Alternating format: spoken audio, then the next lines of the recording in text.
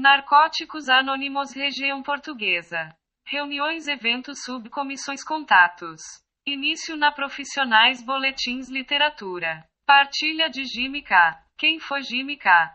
Juntamente com Frank e Doris C., Gildian K., Paul R., Steve R. e outros, Jimmy K. fundou Narcóticos Anônimos, no sul da Califórnia.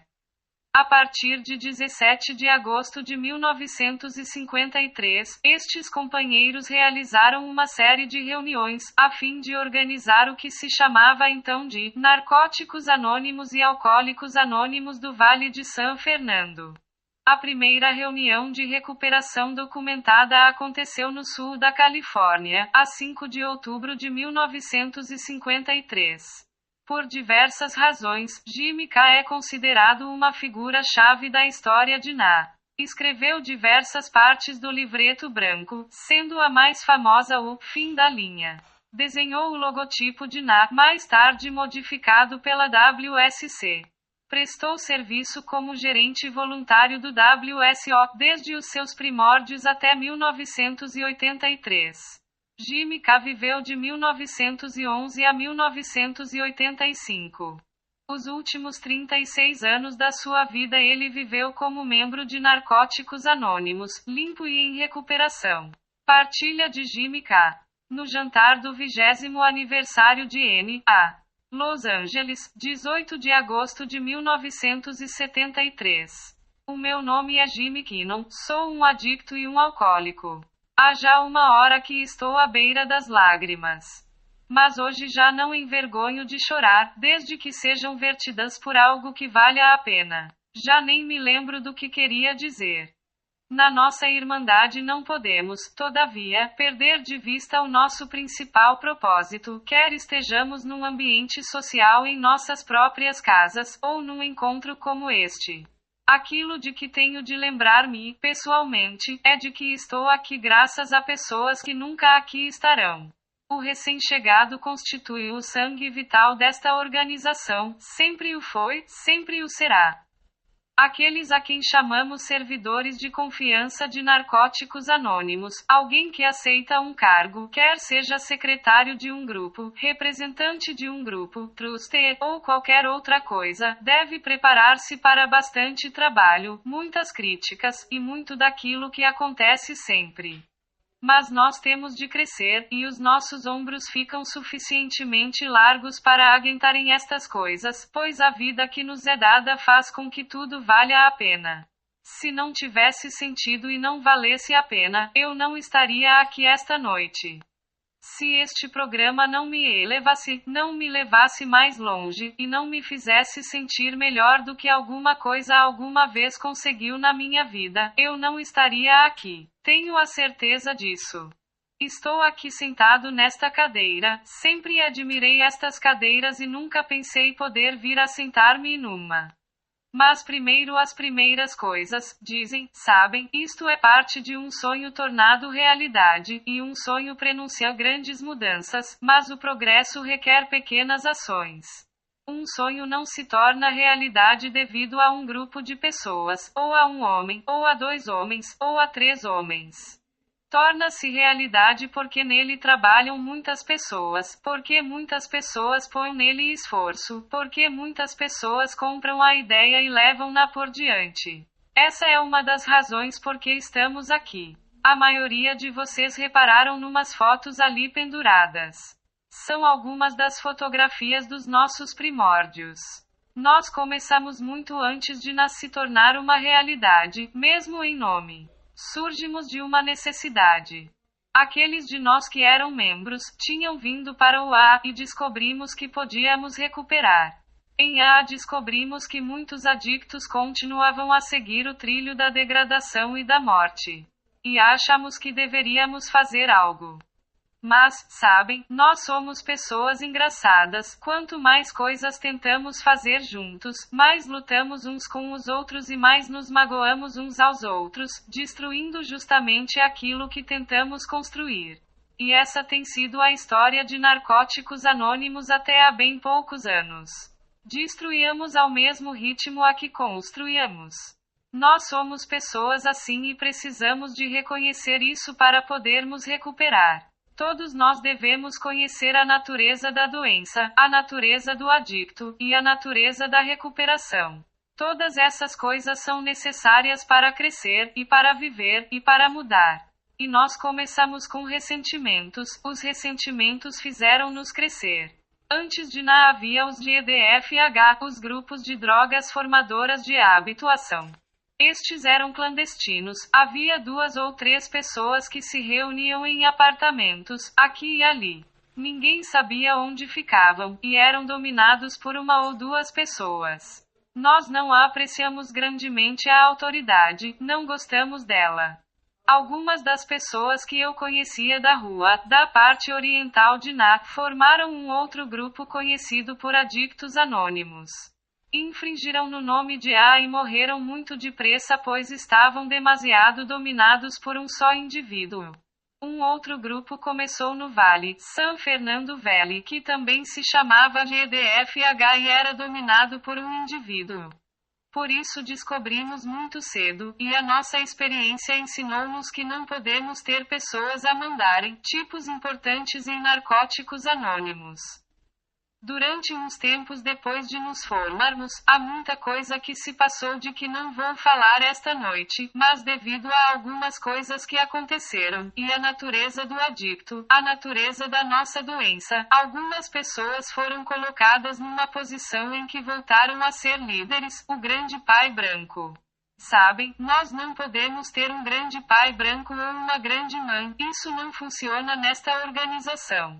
Ina morreu mais uma vez, e os nossos amigos em A ajudaram-nos a levantar-nos, e disseram-nos, não deixem que isso vos incomode.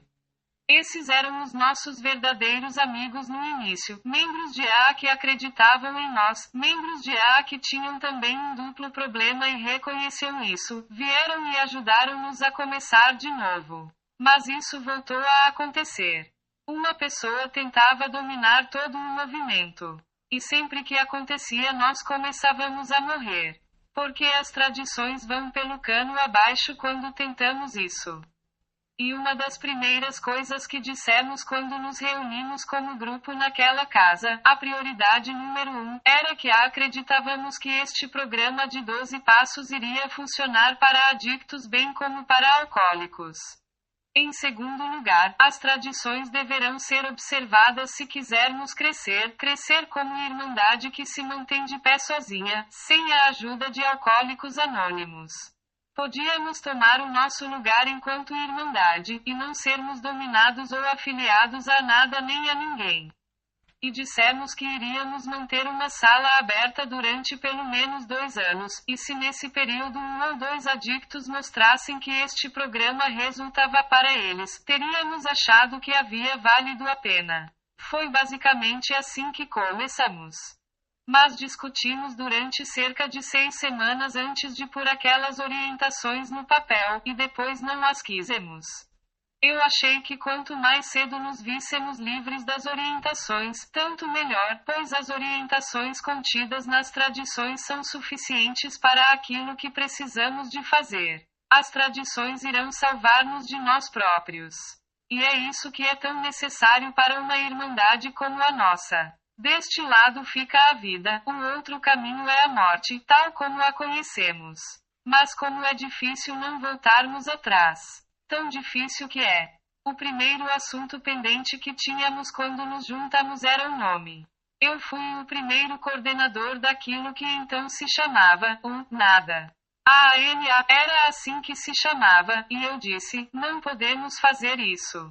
Vocês elegeram-me vosso coordenador, temos de arranjar outro nome, não podemos chamar-nos a ANA ou NAA. E o comitê que me elegeu coordenador vetou imediatamente aquilo que eu disse. Bem, é uma boa maneira de se começar. Na primeira noite vetaram tudo aquilo que eu disse, por isso eu achei que tinha começado muito bem. Eu não ia aturar chatices deste tipos. Eles iam acabar por descobrir aquilo que estava certo.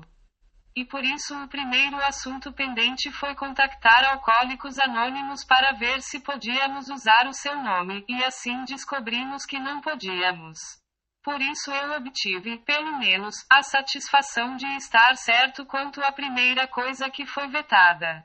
Isso fez-me sentir um pouco melhor, porque vos digo, eu consigo as coisas à minha maneira a maior parte das vezes. Sei que vocês reconhecem isso, porque o mesmo se passa convosco. Somos assim. Mas tivemos muitos problemas da primeira vez que nos juntamos, porque eu sou como vocês e vocês são como eu.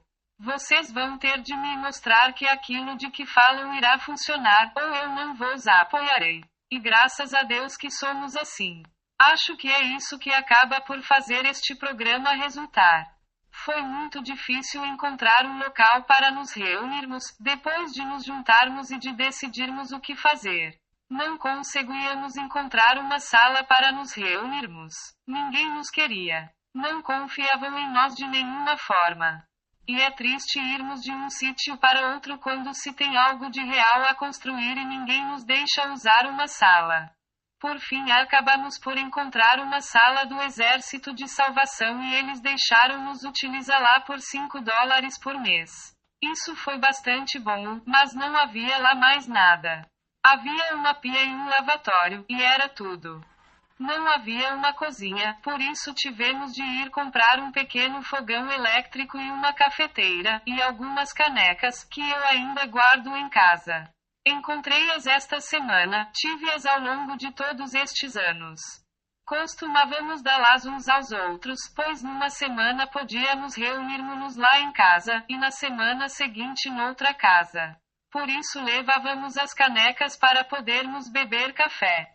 Nessa altura, éramos poucos a ter mais do que 2 canecas em casa, na verdade, éramos poucos a trabalhar. As coisas eram assim. Aqui, vem um recorte do anúncio que publicamos num jornal a informar da nossa existência. Tínhamos uma sala, tínhamos um conjunto de orientações, e tínhamos um propósito. Aquele primeiro grupo pode já não existir, mas nós ainda estamos vivos. A sala do Exército de Salvação ainda está lá, é agora uma igreja espanhola. Depois tivemos aquilo que chamávamos reuniões coelho, pois nunca sabíamos onde iriam ter lugar. Se hoje havia 5 ou 6 de nós numa reunião, decidíamos em casa de quem iríamos ter a reunião seguinte. E levávamos as canecas e as tigelas de açúcar e as leituras e reuníamos-nos lá. Não era que nós temêssemos as autoridades, mas os recém-chegados temiam.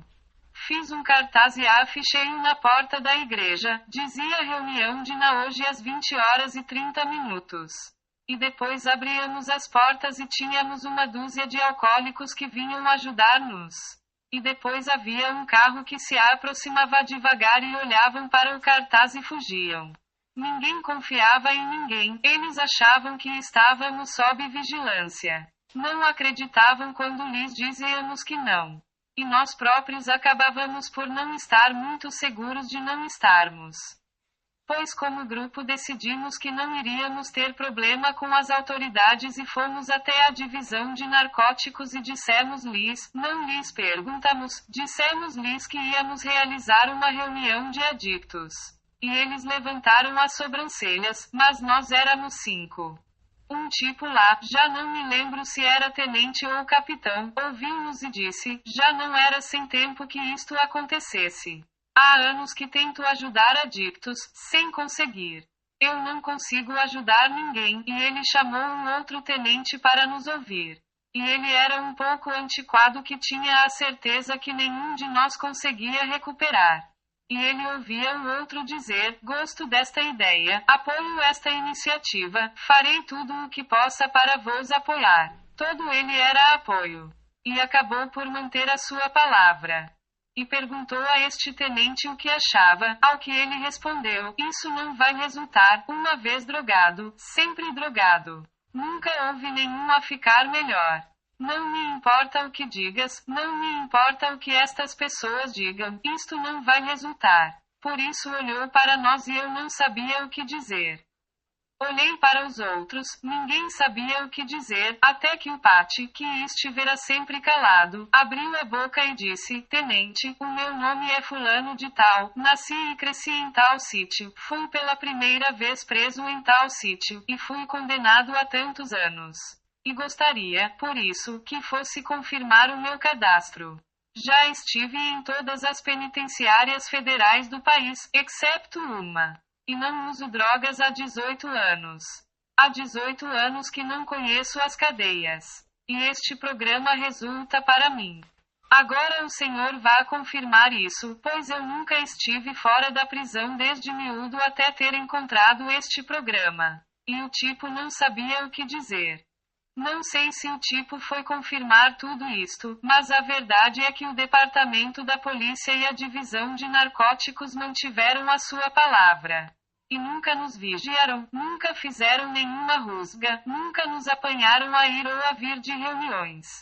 E, pelo nosso lado, mantivemos a nossa palavra, tomamos conta de nós próprios e seguimos as tradições o melhor que pudemos.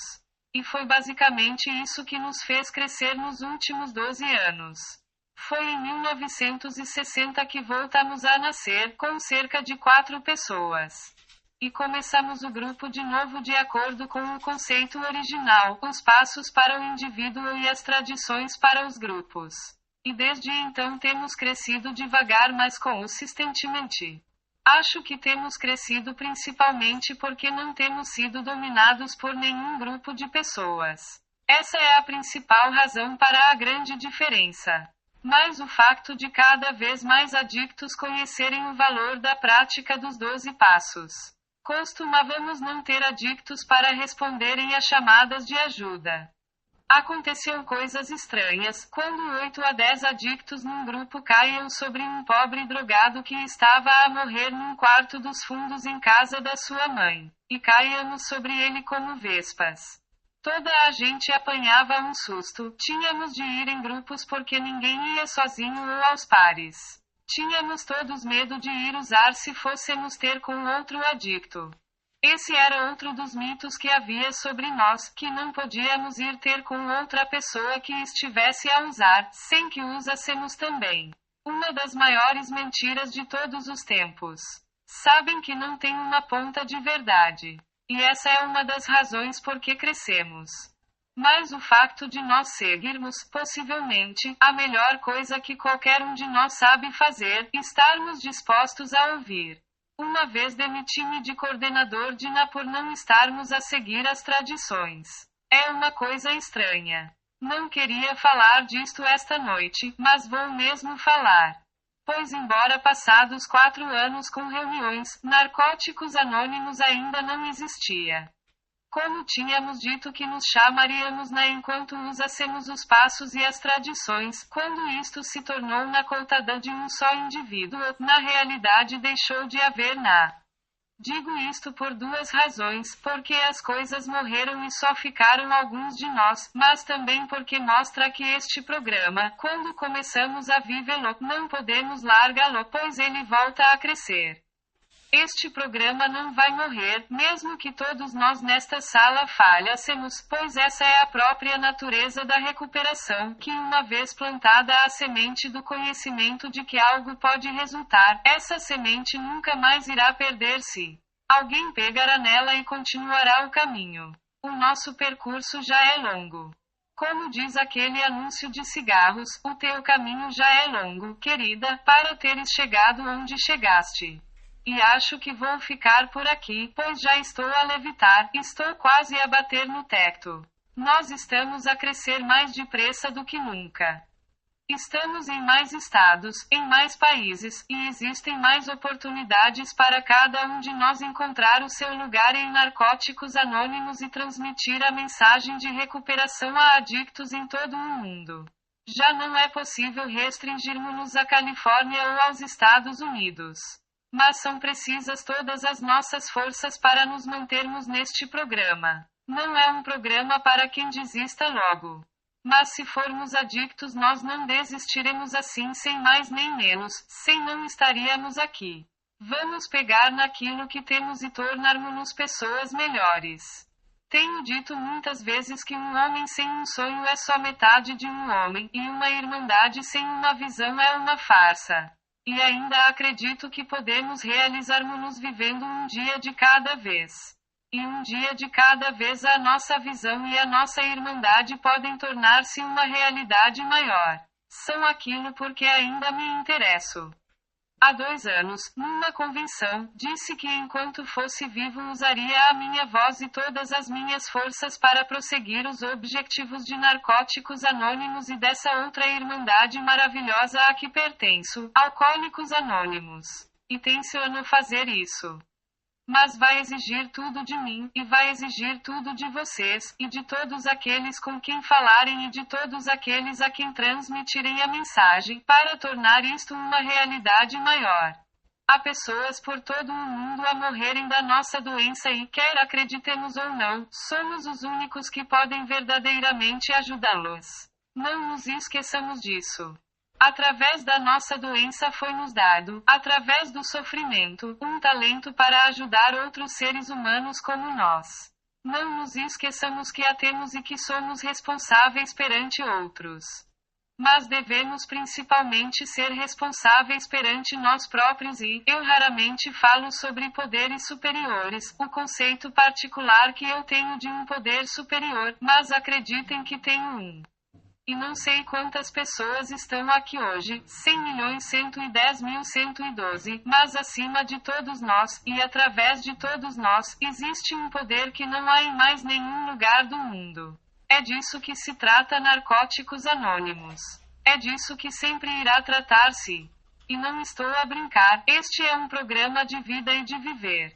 Mas já estou sério há demasiado tempo e espero que nos divirtamos todos esta noite, pois é disso que se trata viver. Muito obrigado.